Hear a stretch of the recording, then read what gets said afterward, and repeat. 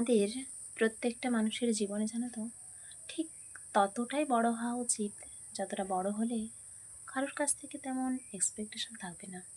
কেউ আমাদের জন্মদিন উইশ করুক বা না করুক, সেটা নিয়ে মনে কোনো খেদ থাকবে না। হ্যাঁ, আমরা তো সবসময় করি, পাল্টা যে পাবো এই আশা কখনো হবে না। আমরা কাউকে কোনো উপহার দিতেই পারি, কোথাও নিয়ে যেতেই পারি, কোনো ভালো কিছু তাকে দিতে পারি তার মন ভালো করার জন্য। পাল্টা যে তেমনটা পাবো সে আশাটা না করাই ভালো। আমরা কাউকে কোনো কিছু নিজের হাতে রান্না করে বা কোথাও থেকে কিনে বা বাড়ির কিছু নিয়ে গিয়ে খাওয়াতেই পারি, সেও যে তেমনটা করবে এ আশা করা উচিত নয়। আমরা যার জন্য যা যা করব, যতটুকু সামর্থ্য অনুযায়ী করব, সেও যে সেগুলো করবে এটা ভাবাটা বোকামি।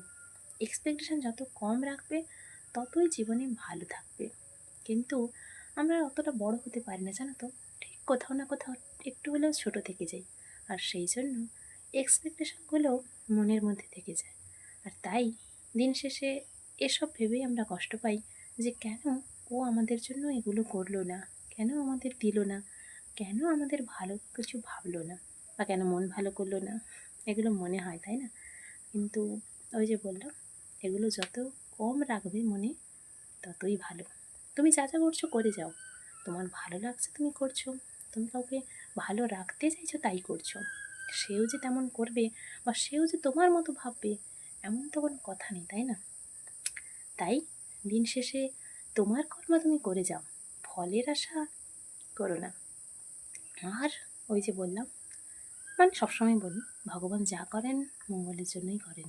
তাই তুমি আশা যদি নাও রাখো, তবুও তার ফলটা কিন্তু তোমার কাছে কোনো না কোনো এক সময় ফিরে আসবে।